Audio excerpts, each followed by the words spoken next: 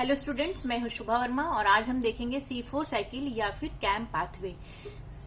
Cam pathway का मतलब होता है टेस्विलेशन एसिड मेटाबॉलिज्म पाथवे। स्टूडेंट्स, मैं ये मान के चल रही हूं कि आपने फोटोसिंथेसिस में C3 साइकिल पढ़ा हुआ है और C3 साइकिल का फर्स्ट स्टेबल कंपाउंड जो है वो फॉस्फोग्लिसरिक एसिड होता है, जो कि 3 कार्बन एटम का कंपाउंड होता है, इसलिए हम इसे C3 साइकिल भी कहते हैं। तो सबसे पहले हम देखेंगे C4 साइकिल और कैम पाथवे की मैकेनिज्म क्या होती है और बाद में हम देखेंगे कि इसका इकोलॉजिकल और बायोलॉजिकल पॉइंट ऑफ व्यू से एडॉप्टेशन क्या होता है। स्टूडेंट्स, कोर्टशिक और उनके कोवर्कर्स ने 1954 में गन्ने के पौधे में फोटोसिंथेसिस के दौरान डाइकार्बोक्सिलिक एसिड या फिर C4 कंपाउंड जैसे ऑक्जेलो एसिटिक एसिड, मैलिक एसिड या एस्पार्टिक एसिड की उपस्थिति के बारे में बताया था। इसी तरह ऑस्ट्रेलिया में भी 1966 में MD हैच और CR स्लैग ने भी C4 एसिड की उपस्थिति गन्ने के पौधे में बताई थी और उन्होंने ही C4 साइकिल का आउटलाइन दिया था, इसलिए हम इसको या तो C4 साइकिल कहते हैं या फिर उनके नाम से हैच एंड स्लैग साइकिल के रूप में जानते हैं। स्टूडेंट, C4 और जो कैम पाथवे है ये कार्बन डाइऑक्साइड को रिड्यूस करने या कार्बन डाइऑक्साइड के फिक्सेशन का अल्टरनेटिव पाथवे होता है। कार्बन डाइऑक्साइड फिक्सेशन को हम लोग कार्बन डाइऑक्साइड एसिमिलेशन भी कहते हैं। यह अल्टरनेटिव पाथवे के बारे में ही हम देखेंगे कि अल्टरनेटिव पाथवे कैसे काम करता है।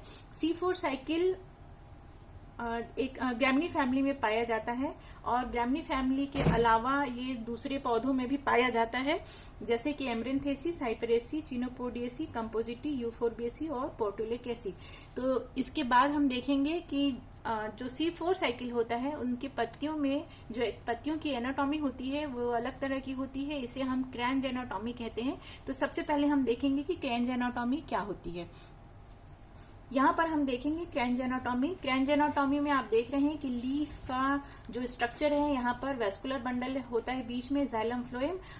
क्रैंज एनाटॉमी में जाइलम फ्लोएम के चारों तरफ बंडल शीथ सेल्स पाए जाते हैं। ये बंडल शीथ सेल पैरेन्काइमेटस के ना होकर के क्लोरेनकाइमेटस सेल्स के बने हुए होते हैं और इन क्लोरेनकाइमा में जो क्लोरोप्लास्ट होता है उसका साइज कंपेरेटिवली जो मेसोफिल सेल्स होते हैं उनके कंपैरिजन में बड़ा होता है और जो मेच्योर सेल होते हैं बंडल शीथ सेल के, उनके क्लोरोप्लास्ट में ग्राना एब्सेंट होता है। तो यहाँ पर आप देख रहे हैं bundle sheath cells with a granal chloroplast और जो मेसोफिल सेल्स होते हैं इनमें जो क्लोरोप्लास्ट होता है नॉर्मल साइज का होता है।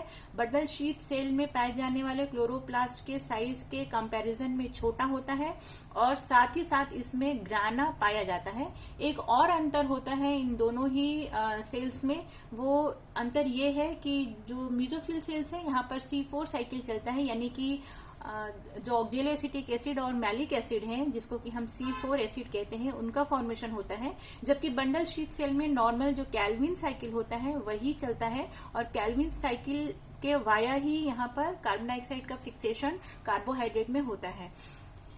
मेसोफिल सेल में जो कार्बन डाइऑक्साइड एटमॉस्फेयर से ली जाती है उसको एक्सेप्ट करने वाला एंजाइम रिबुलोज डाइफॉस्फेट कार्बोक्सिलेज नहीं होता है, बल्कि यह फॉस्फोइनॉल पायरुविक कार्बोक्सिलेज एंजाइम होता है। जबकि बंडल शीथ सेल में कार्बन डाइऑक्साइड ली जाएगी और यहाँ पर carbon dioxide ribulose biphosphate carboxylase enzyme के द्वारा ही ग्रहण की जाती है।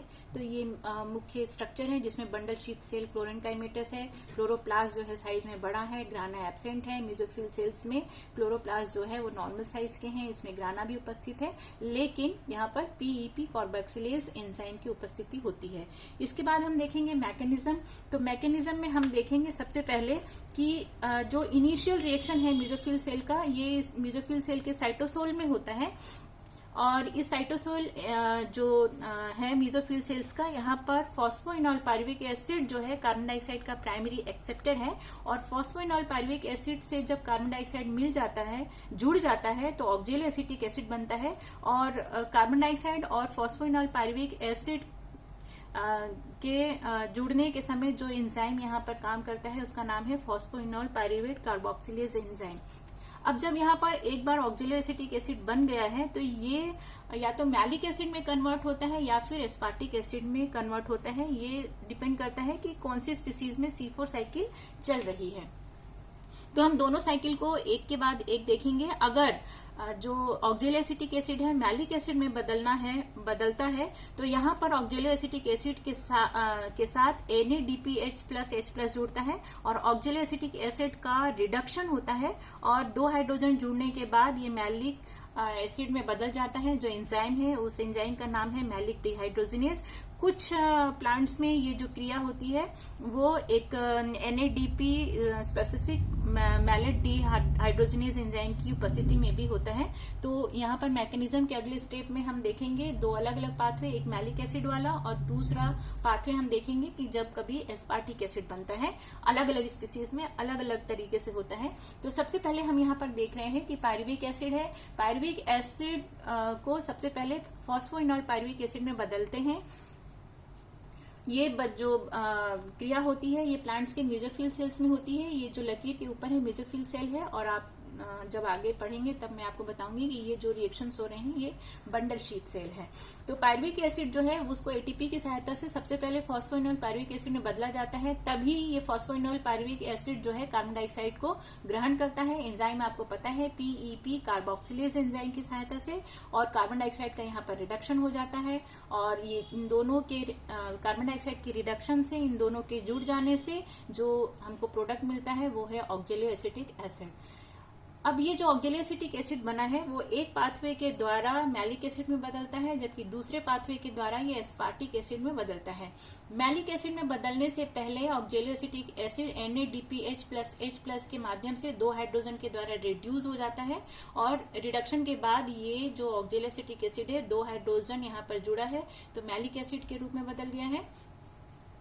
और दूसरा पाथवे जो है, अगर ऑक्जेलो एसिटिक एसिड का 2 हाइड्रोजन के द्वारा रिडक्शन ना हो और इसमें ट्रांसएमिनेशन की क्रिया हो, ये जो एमिनो ग्रुप है ये जुड़ जाए तो ये एस्पार्टिक एसिड बन जाता है। तो सबसे पहले हम देखेंगे मैलिक एसिड जो बना हुआ है ये बंडल शीथ सेल में ट्रांसपोर्ट कर दिया गया है। बंडल शीथ सेल में इसका डीकार्बोक्सिलेशन होता है। डीकार्बोक्सिलेशन जो है इसका NADP मीडिएटेड या NADP specific malic dehydrogenase enzyme की सहायता से होता है। ये कार्बन डाइऑक्साइड यहाँ पर रिलीज हुआ है और बंडल शीट में चलने वाले C3 साइकिल में जहाँ पर रिबुलोज बाइफॉस्फेट कार्बोक्सिलेज एंजाइम है वहां पर रिबुलोज बाइफॉस्फेट से ये जुड़ जाता है और जुड़ने के बाद 3 कार्बन एटम कंपाउंड यानी कि स्टेबल कंपाउंड फॉस्फोग्लिसरिक एसिड बनता है। और जब मैलिक एसिड से यहाँ पर डीकार्बोक्सिलेशन के द्वारा कार्बन डाइऑक्साइड रिलीज हो जाता है तो ये मैलिक एसिड कार्बन डाइऑक्साइड और NADPH+H+ के रूप में 2 हाइड्रोजन दे देने के बाद वापस पायरुविक एसिड में बदल जाता है। ये पायरुविक एसिड जो अब बंडल शीथ सेल में डीकार्बोक्सिलेशन के दौरान बनी है ये फिर से मेसोफिल सेल में ट्रांसपोर्ट कर दी जाती है। यहाँ पर ये फिर से ATP खर्च होता है और फॉस्फोइनॉल पायरुविक एसिड का फॉर्मेशन होता है। दूसरा पाथवे है कि यहाँ पर इसका ट्रांसएमिनेज एंजाइम की सहायता से ट्रांसएमिनेशन होगा और ट्रांसएमिनेशन के बाद ये एस्पार्टिक एसिड में बदल जाता है। ये बना हुआ एस्पार्टिक एसिड भी बंडल शीथ सेल में आ जाएगा। बंडल शीथ सेल में इसका डीएमिनेशन होगा। डीएमिनेशन होगा मतलब ये NH2 ग्रुप जो है ये निकल जाएगा। अगर NH2 ग्रुप इसका निकल गया तो ये ऑक्जेलो एसिटिक एसिड में बदल जाता है। ऑक्जेलो एसिटिक एसिड या तो सीधे डीकार्बोक्सिलेटेड हो जाता है और जो निकला हुआ कार्बन डाइऑक्साइड है वो क्रेब्स साइकिल में चला जाता है, या फिर ये फिर से मैलिक एसिड में रिड्यूस हो जाता है और फिर मैलिक एसिड का डीकार्बोक्सिलेशन होता है और ये कार्बन डाइऑक्साइड जो है ये C3 साइकिल या बंडल शीथ में चलने वाले C3 साइकिल में कैल्विन साइकिल के द्वारा फिक्स कर लिया जाता है। या फिर ये जो ऑक्जेलो एसिटिक एसिड बना है इसका फिर से ट्रांसएमिनेशन होता है और पायरुविक एसिड का ट्रांसएमिनेशन होता है और एलेनिन नाम का जो एमिनो एसिड है उसका फॉर्मेशन होता है। तो ये है मैकेनिज्म C4 साइकिल की। यहाँ पर एक दूसरा डायग्राम है, इससे हम समझ लेंगे एक बार और। मेसोफिल सेल्स है ये और ये बंडल शीथ सेल है। मेसोफिल सेल की क्रिया सबसे पहले देखते हैं। यहाँ पर पायरुवेट है, ATP के द्वारा ये फॉस्फोइनॉल पायरुविक एसिड में बदल गया है और ये AMP के रूप में टूटा है ATP। यहाँ पर 2 फॉस्फोरिक एसिड जब मिलेंगे तब ये ATP बनेगा और ये कार्बन डाइऑक्साइड एटमॉस्फेयर से फॉस्फोइनॉल पायरुविक एसिड अपने में फिक्स कर रहा है, ऑक्जेलो एसिटिक एसिड बन रहा है। इसका अगर NADPH+H+ के उपस्थिति में रिडक्शन होगा तो मैलिक एसिड बनेगा, अगर ट्रांसएमिनेशन होगा तो एस्पार्टिक एसिड बनेगा। इन दोनों का ही ट्रांसपोर्टेशन हो जाएगा बंडल शीथ सेल में तो मैलिक एसिड का डीकार्बोक्सिलेशन होगा, कार्बन डाइऑक्साइड जो है वो कैल्विन साइकिल में चली जाएगी और एस्पार्टिक एसिड यदि हो तो डीएमिनेशन की क्रिया होगी, ऑक्जेलो एसिटिक एसिड बनेगा, उसका डीकार्बोक्सिलेशन हो सकता है, या फिर ऑक्जेलो एसिटिक एसिड जो है वो मैलिक एसिड में रिड्यूस हो सकता है और बाद में उसका डीकार्बोक्सिलेशन होगा। अल्टीमेटली जो भी कार्बन डाइऑक्साइड रिलीज होगी वो केल्विन साइकिल द्वारा बंडल शीट सेल में फिक्स की जाती रहेगी, और ये जो कार्बन डाइऑक्साइड है ये इनको वाया मैलिक एसिड और एस्पार्टिक एसिड के मिलेगा। डायरेक्ट ये एटमॉस्फेयर से कार्बन डाइऑक्साइड को नहीं जोड़ते हैं। एटमॉस्फेयर से कार्बन डाइऑक्साइड जोड़ने का काम मेसोफिल सेल्स करते हैं, जहां पर कि फॉस्फोइनॉल पाइरूवेट कार्बोक्सिलेज एंजाइम की सहायता से ये किया जाता है। और first stable compound ऑक्जेलो acetic acid यानी कि 4 कार्बन एटम का कंपाउंड है, इसलिए हम इसको कहते हैं C4 साइकिल।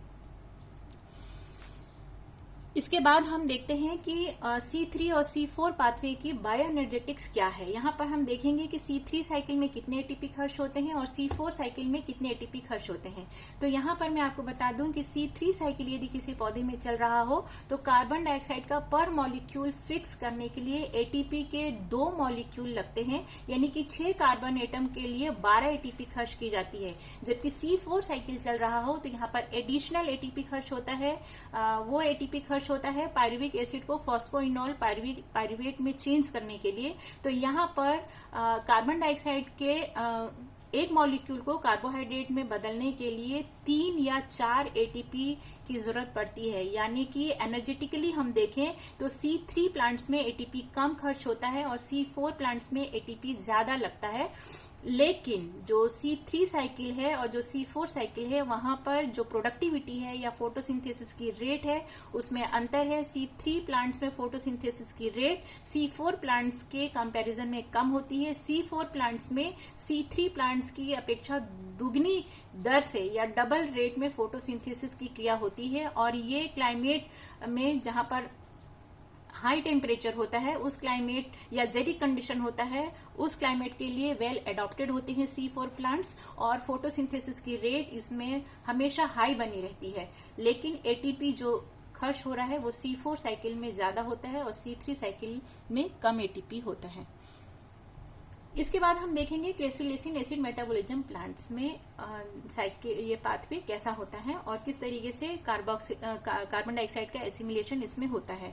तो सबसे पहले मैं आपको ये बता दूं कि C4 साइकिल और क्रेसुलेशन एसिड मेटाबॉलिज्म में जो कार्बन डाइऑक्साइड का एसिमिलेशन हो रहा है या कार्बन डाइऑक्साइड का जो फिक्सेशन हो रहा है वो मैकेनिज्म बेसिकली सिमिलर होता है। अंतर सिर्फ इतना है कि C4 प्लांट्स में दिन और रात जैसा कोई डिलिमिटेशन नहीं होता है, लेकिन क्रेसुलेसिन एसिड मेटाबॉलिज्म पहली बात तो ये सकुलेंट नेचर के प्लांट्स होते हैं और इनमें रात में ऑर्गेनिक एसिड्स का फॉर्मेशन होता है। और दूसरी बात यह है कि जो क्रेसुलेसिन एसिड मेटाबॉलिज्म के पौधे होते हैं उनमें 2 अलग अलग तरह के सेल्स नहीं पाए जाते हैं जैसा कि C4 सेल्स में होता है।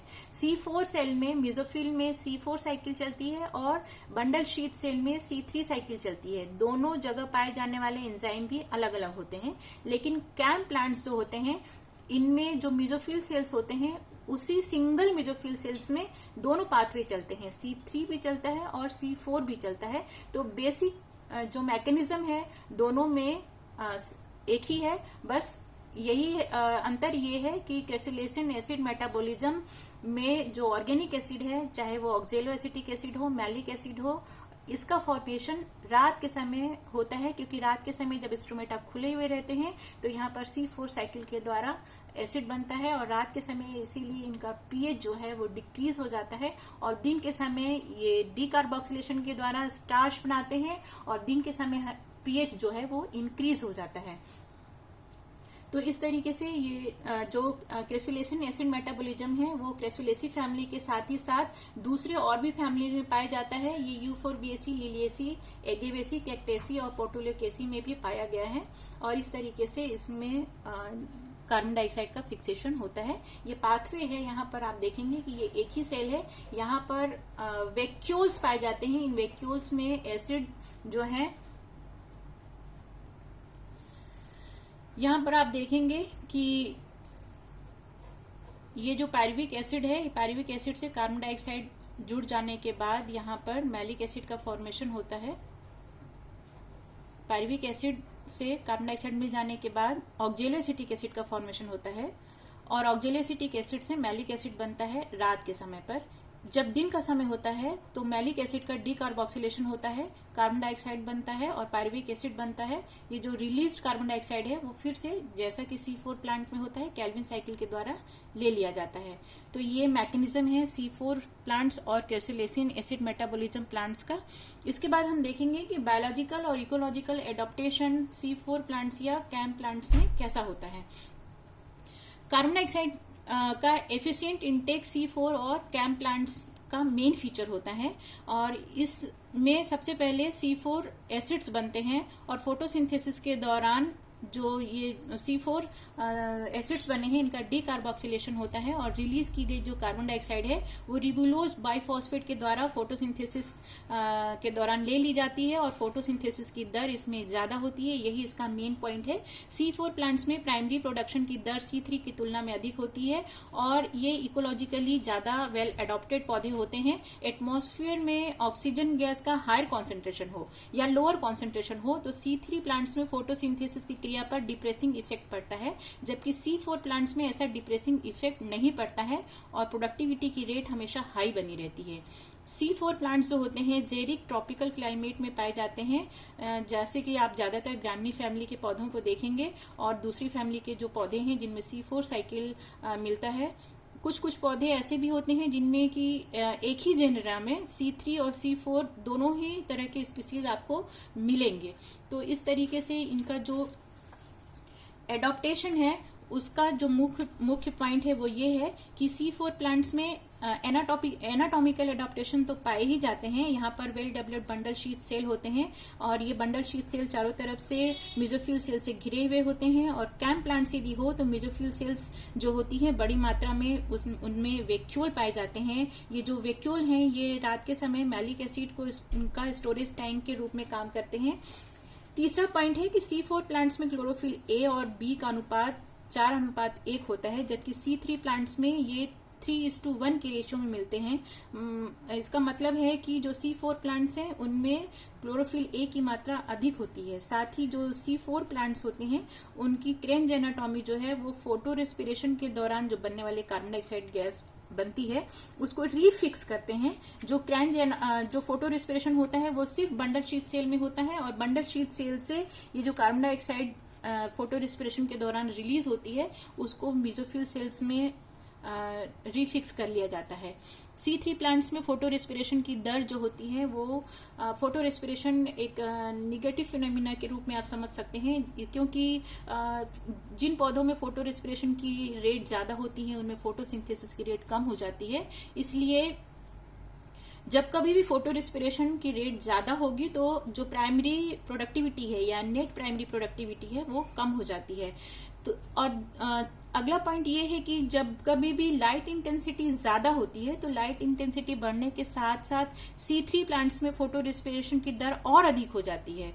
इस तरह का इफेक्ट C4 प्लांट्स में नहीं होता है। C4 प्लांट्स में लाइट इंटेंसिटी के ज्यादा हो जाने या ऑक्सीजन गैस के ज्यादा हो जाने से भी जो फोटोसिंथेसिस की रेट है वो हमेशा हाई बनी रहती है और यदि कार्बन डाइऑक्साइड का कॉन्सेंट्रेशन बहुत लो हो जाए तब भी C4 प्लांट्स जो हैं एफिशिएंटली कार्बन डाइऑक्साइड को ग्रहण कर पाते हैं और फोटोसिंथेसिस की रेट ज्यादा होती है। चूंकि फोटोसिंथेसिस की रेट ज्यादा होती है इसलिए इनकी नेट प्राइमरी प्रोडक्टिविटी भी ज्यादा होती है।